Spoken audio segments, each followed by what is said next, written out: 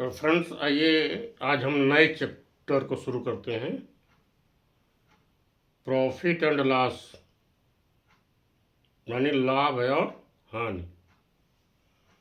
तो कब हमको लाभ होता है किसी वस्तु पर और कब हानि होती है। देखिए, इसमें दो चीज़ें हैं समझने के लिए। एक तो होता है क्रय मूल्य। क्रय मूल्य, क्रय मूल्य यानी सोल्ड प्राइस। Sold price. और दूसरी चीज होती है विक्रय मूल्य।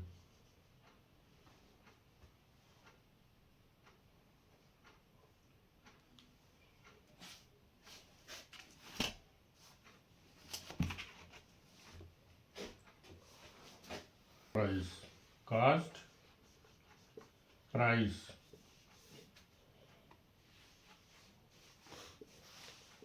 और दूसरा होता है विक्रय मूल्य।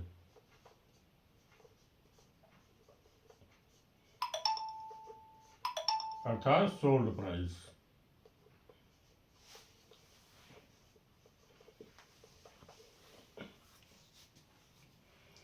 तो पहले हम इसको समझ लेते हैं, कब कास्ट प्राइस होता है, कब सोल्ड प्राइस होता है।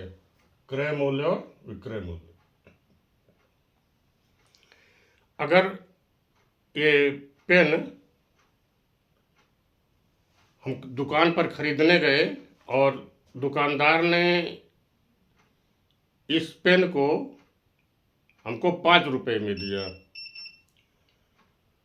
तो दुकानदार के लिए ये जो पेन है इसकी जो प्राइस हो गई वो विक्रय मूल्य हो गया। 5 रुपए में दिया उसने हमको, तो दुकानदार के लिए इस पेन का मूल्य जो जितने में बेचा हो, तो इस वस्तु के दुकानदार के लिए वो विक्रय मूल्य हो गई। और जितने में हमने खरीदा, 5 रुपए में हमने खरीदा, तो हमारे लिए ये क्रय मूल्य हो गई। कोई वस्तु जितने में बेची जाती है दुकानदार के लिए वो उसका विक्रय मूल्य हो जाता है, और जितने में हम खरीदते हैं वो क्रय मूल्य हो जाता है। माने हो गया बेचने का मूल्य। बेचने का मूल्य दुकानदार के लिए, दुकानदार यानी शॉपकीपर के लिए, शॉपकीपर के लिए ये हो गया बेचने का मूल्य, विक्रय मूल्य जितने में उसने बेचा। और क्रय मूल्य क्या हो गया, एक कंज्यूमर के लिए है। ये कंज्यूमर के लिए होता है। तो ये हो गया बेचने का मूल्य, और ये हो गया क्रय मूल्य कंज्यूमर के लिए। विक्रय मूल्य हो गया बेचने वाले के लिए। तो इसमें अगर विक्रय मूल्य अधिक होता है और क्रय मूल्य कम होता है, तो उस स्थिति में हमेशा प्रॉफिट होता है, यानी लाभ होता है।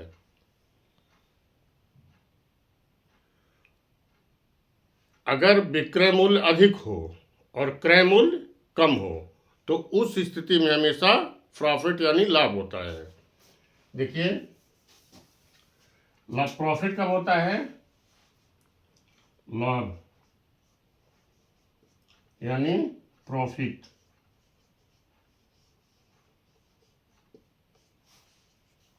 जब विक्रय मूल्य अधिक होता है।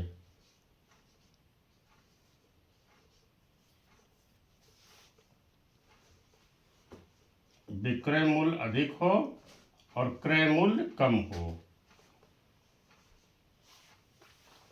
क्रय मूल्य जब कम होता है यानी sold price and cost price, sold price minus cost price. तो उस स्थिति में हमेशा प्रॉफिट होता है। अब देखिए इस क्वेश्चन में लिखा हुआ है कि विवेक ने एक कार 2,50,000 रुपए में खरीदी, तो इतने में 2,50,000 में उसने खरीदी, तो कस्टमर के लिए ये क्रय मूल्य हो जाएगा। तो क्रय मूल्य कितना हो जाएगा आपका, यहां लिखिए प्रश्नानुसार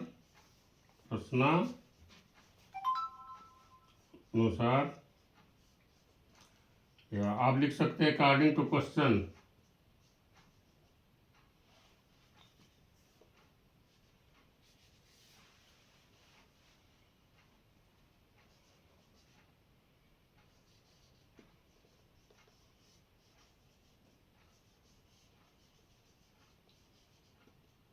अकॉर्डिंग टू क्वेश्चन, तो क्रय मूल्य कितना हो जाएगा आपका,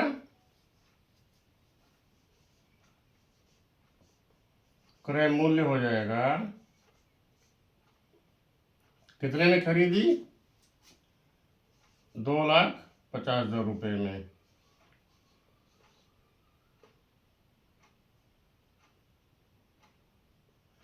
ये हो गया आपका क्रय मूल्य। तथा इतने में बेच दिया, 3,48,000 रुपए में बेच दिया, तो ये विक्रय मूल्य हो गया। यहाँ पर विक्रय मूल्य हो गया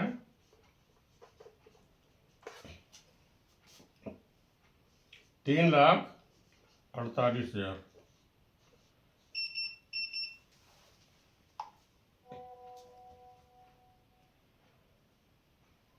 ये हो गया। अब यहाँ पर देखिए पहले हमको लाभ निकाल लेना है, कितना लाभ हुआ, प्रॉफिट। तो लाभ हम निकालेंगे, लाभ हो जाएगा विक्रय मूल्य में से क्रय मूल्य को घटा देंगे, इसमें से इस राशि को हम घटा देंगे,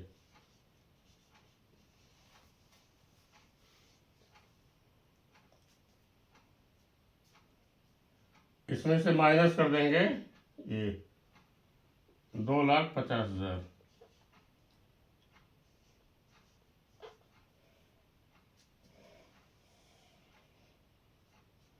चलिए यहाँ पर माइनस कर लीजिए, 3,48,000 हो गया और 2,50,000 माइनस कर दीजिए,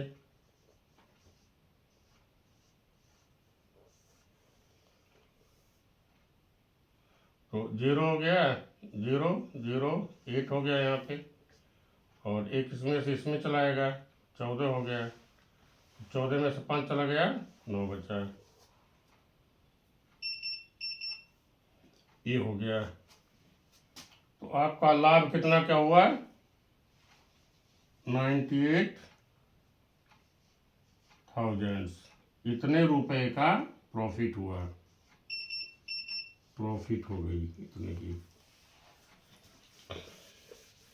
अब देखिए यहाँ पर ये पूछ रहा है कि उसे कार पर कितने प्रतिशत का लाभ हुआ, तो कितने प्रतिशत का लाभ ज्ञात करने के लिए, अच्छा एक चीज़ और बहुत इंपॉर्टेंट है नोट करने के लिए, क्रय मूल्य हो चाहे लाभ हो चाहे हानि हो, दोनों क्रय मूल्य पर ही निकाले जाते हैं, खरीद मूल्य पर ही निकाले जाते हैं, तो कास्ट प्राइस पर निकाले जाते हैं वो। अब देखिए प्रतिशत लाभ ज्ञात करने के लिए कितना प्रतिशत लाभ हुआ, प्रतिशत लाभ ज्ञात करने के लिए हम यहाँ पर लाभ का प्रतिशत,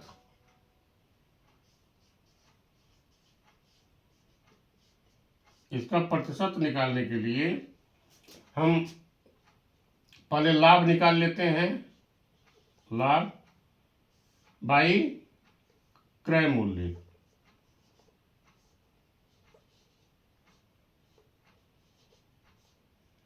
और इसमें 100 से मल्टीप्लाई कर देते हैं, इतना आपका प्रतिशत ये निकल जाता है। तो फिर आइए करते हैं।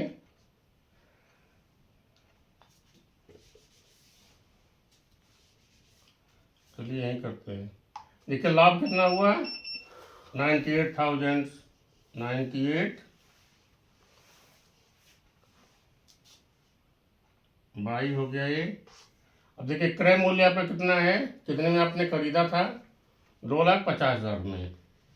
तो 2,50,000 में खरीदा था आपने, और इसमें हम 100 से मल्टीप्लाई कर देंगे, और ये परसेंटेज हो गया आपका।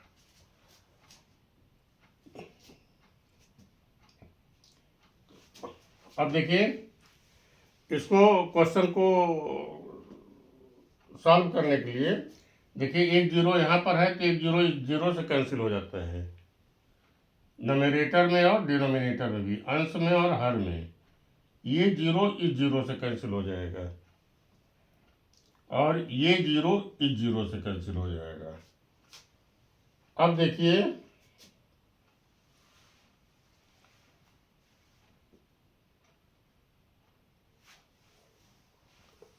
अब यहाँ पर 5 से हम 5 से यहाँ पर 10 है, 100 है, और यहाँ पे 25 है, तो 5 से हम इसको कैंसिल कर देते हैं।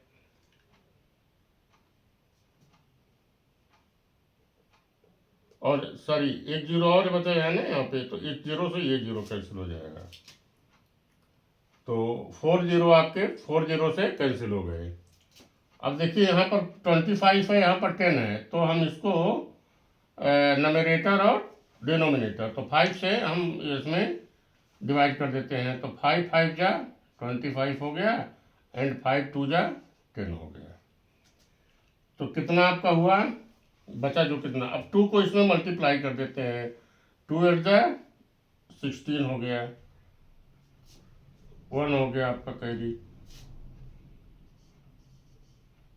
इतने भाई 196 भाई कितना हो जाता है, 5।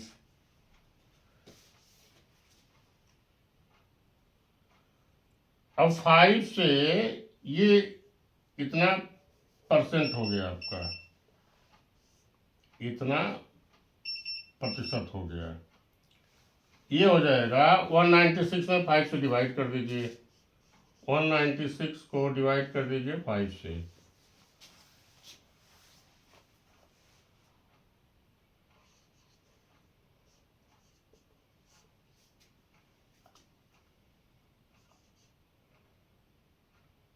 नाइन में से 5 निकल जाएगा तो 4 बचेगा, 6 हो गया,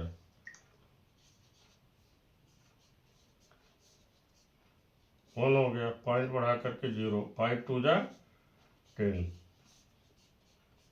ये हो गया। तो आ गया 39.2%, और ये आपका आंसर हो गया। अब देखिए इसमें ऑप्शन में 39.2%, तो आपका आंसर ये ऑप्शन नंबर बी, ये आपका करेक्ट आंसर है। तो हम लिखेंगे आंसर बी ऑप्शन में, this is your correct answer. तो फ्रेंड्स इस तरह से हम प्रॉफिट एंड लॉस के क्वेश्चन को सॉल्व कर देते हैं। अगर कोई सजेशन है आपको मेरे बताने में, या कहीं कोई फॉल्ट हो, त्रुटि हो, तो आप प्लीज़ आप कमेंट बॉक्स में लिखें, और वीडियो को आप इससे जितना भी आप बेनिफिट उठा सकते हैं, तो उससे आप लाभ लेने की कोशिश करिए। Thanks for watching this video.